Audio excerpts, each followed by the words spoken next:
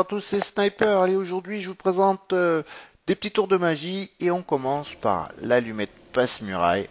Alors, une petite épingle à nourrice, une allumette et regardez, l'allumette passe à travers, regardez bien, je vous remontre encore, passe à travers Je pense que c'est bon. l'épingle à nourrice. On se retrouve bientôt pour les explications. Maintenant, je vous montre un deuxième tour, les allumettes sauteuses.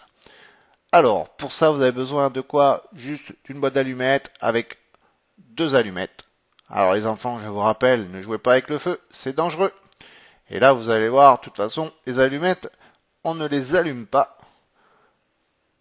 Alors, le plus dur, ça va être de prendre les allumettes et de les positionner au départ. Allez, on attrape l'allumette et vous allez voir ce qui se passe quand on met ces deux allumettes en contact. Regardez bien, alors c'est pas toujours très simple à réaliser. Regardez, vous allez voir, hop, vous avez vu l'allumette saute. Je vous montre encore, hop, elle saute encore, regardez, il lui arrive quelque chose. Qu'est-ce qui arrive à cette allumette? Et là, vous allez voir, allez, on va essayer de le faire un petit peu mieux.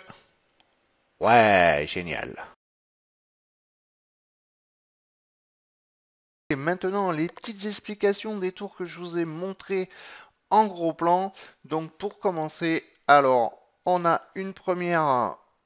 un premier tour avec une épingle à nourrice. Voilà, une épingle à nourrice et une allumette. Voilà. Alors, vous avez vu cette allumette, hein, elle traverse, en fait, elle traverse, je vous remonte, regardez.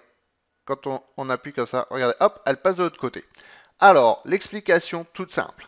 Alors, déjà, pour commencer, vous n'avez pas besoin de grand-chose. Vous avez besoin uniquement d'une allumette et d'une épingle à nourrice. C'est uniquement les seules choses que vous avez à faire. La manipulation, il n'y en a quasi pas.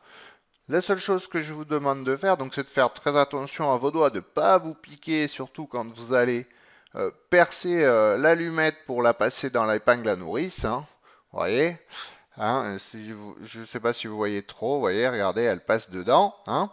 Alors, la chose importante, c'est de couper avec un ciseau le bout qui est rouge de l'allumette. Tout simplement, vous allez comprendre mieux pourquoi. Il faut absolument que ce bout rouge ne soit pas dessus. Alors pourquoi? Tout simplement parce que regardez comment ça fonctionne. C'est-à-dire quand on vient appuyer l'allumette, quand on vient l'appuyer contre la tige, la tige, avec votre majeur, il faut donner un petit coup sec en fait. Un petit coup sec, il faut le pousser l'allumette contre la petite barre de l'épingle à nourrice, bien sûr. Et hop, il faut relâcher. Et en fait, ce qui se passe, je vous explique ce qui se passe, c'est que ça va tellement vite que l'œil humain n'a pas le temps de le voir. C'est-à-dire que la petite barre en dessous de l'épingle à nourrice, elle va faire ressort. Et en fait, ce qui se passe, c'est que l'allumette, en fait, elle fait un demi-tour complet. C'est-à-dire, elle passe pas au travers. C'est-à-dire que l'allumette, quand vous lâchez, ça va faire ça, comme ça.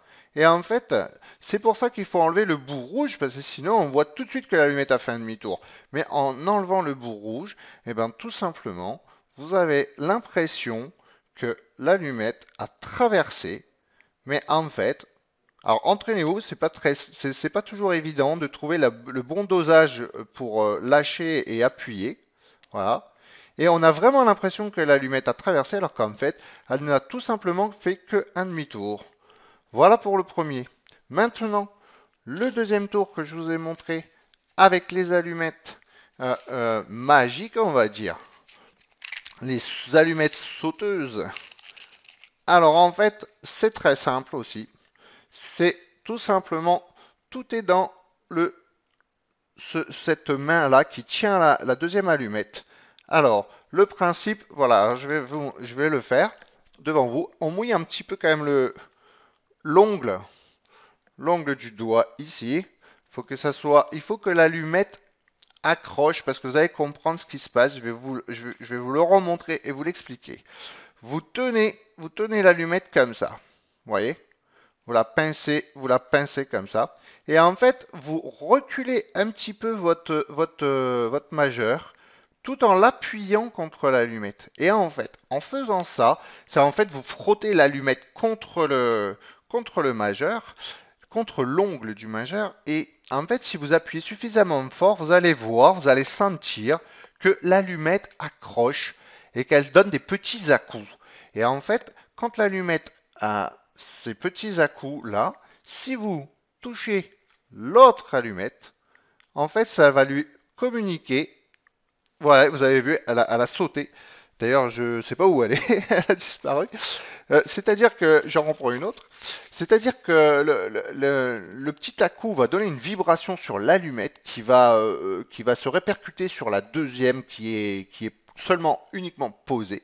Voyez, je vous remontre. Alors, c'est pas trop évident, je vais essayer de trouver un système pour que vous voyez bien. Regardez. Hop, vous allez voir. Alors là, je ne suis pas à ma bonne place. Je ne suis pas bien placé pour le faire, excusez-moi. C'est pas évident de montrer en cam. J'ai plus l'habitude de le faire en étant dans ce sens. Alors, ouais, je vais trouver une solution. Excusez-moi, hein, c'est un petit peu laborieux ce matin, mais c'est pas trop facile, surtout quand on est en cam. Alors, on va faire comme ça. Voilà, je vais vous montrer un peu mieux. Voilà. Regardez, hop, vous avez vu, l'allumette, elle a sauté. Et si vous le faites suffisamment fort, ça fait des bons petits coups. Alors, la seule chose que je fais là, c'est que je recule, regardez, je vous montre mieux. Hop, hop, hop, je recule mon majeur et sur l'ongle, je frotte sur l'ongle et en fait, ça suffit. Alors, c'est pas très évident de se mettre en place au début, comme vous avez pu vous en apercevoir.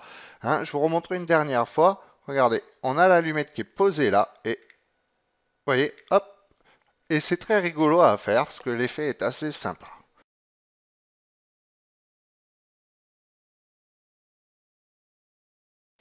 Allez, maintenant un petit tour de mentalisme. Et oui, je sais aussi faire du mentalisme et pas que de la manipulation. Alors, pour les plus jeunes, je vous demanderai de peut-être prendre une petite calculatrice avec vous, parce que en fait, je vais vous demander de faire des calculs qui sont pas très compliqués, mais il est très important que vous ne fassiez pas d'erreur et que vous vous trompiez pas. Voilà. Alors, je vais vous demander dans un premier temps de choisir un numéro entre 1 et 10. Ce sera votre chiffre secret. Et je vais vous demander de choisir bien entre 1 et 10 et non pas le 0 ou le 11. Hein. Attention, ne vous trompez pas parce que des fois les gens quand on leur dit un petit peu vite comme ça, ils font un peu n'importe quoi. Donc vous choisissez un numéro entre 1 et 10. Voilà. Maintenant que vous avez ce chiffre, c'est votre chiffre secret. Rappelez-vous-en, on va en avoir besoin dans pas très longtemps. Alors, je vais vous demander de multiplier ce chiffre par 2. C'est bon, vous avez le résultat. Maintenant, je vais vous demander d'ajouter 8. Une fois que vous avez ce résultat, je vais vous demander maintenant de diviser par 2. Voilà, ça y est, tout le monde a réussi. Et maintenant, je vais vous demander de soustraire ou d'enlever, comme vous voulez, le chiffre que vous aviez choisi au début, votre chiffre secret. Vous l'enlevez. C'est-à-dire que si vous aviez choisi le 2, vous enlevez 2. Voilà. Maintenant, vous avez un chiffre. Ce chiffre, on va considérer que ce chiffre correspond à une lettre de l'alphabet. Alors, je vous ai fait un petit petite, comment dire, pas graphique, enfin voilà. Bref, pour vous montrer les correspondances. C'est-à-dire que si vous aviez trouvé le 5, par exemple, eh ben, votre lettre secrète, ce sera le E. Et si vous avez trouvé le 2, votre lettre secrète, attendez, on va y arriver, si vous avez trouvé le 2, votre lettre secrète sera le B. Donc voilà. Regardez bien ce graphique, vous avez votre chiffre, vous regardez à quelle lettre de l'alphabet il correspond. Très bien, maintenant que vous avez cette lettre, je vais vous demander d'essayer de trouver assez rapidement un pays qui commence par cette lettre. Alors, si possible, un pays européen, ce serait mieux, puisqu'on est en Europe. Voilà. Normalement, vous devriez trouver relativement rapidement. Très bien, maintenant que vous avez ce pays, je vais vous demander d'avancer d'une lettre dans l'alphabet. C'est-à-dire, si par exemple votre lettre c'était le B, eh ben, je vais vous demander de passer au C. Si votre lettre c'était le E, je vais vous demander de passer au F. Très bien. Donc, par rapport à votre lettre qui vous a donné votre pays, vous avancez d'une lettre dans l'alphabet comme je viens de vous le montrer. Vous avez maintenant une nouvelle lettre. Avec cette lettre-là, je vais vous demander de penser, d'essayer de trouver le plus rapidement possible le plus gros animal qui vous vient à l'esprit. un animal, le plus gros qui vous vient à l'esprit, tout de suite, rapidement comme ça. Une fois que vous visionnez cet animal, vous avez cet animal, vous le voyez bien, essayez de penser un petit peu à la couleur que cet animal peut avoir, pour essayer d'associer un petit peu, et je pense que vous allez tomber sur un animal qui a une couleur pratiquement toujours identique. Voilà.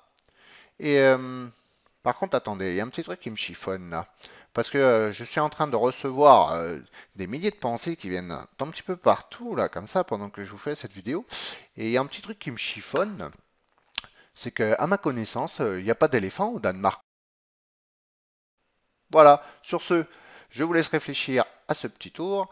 Je vous dis à une prochaine pour certainement du MKWi. À ciao ciao, à bientôt.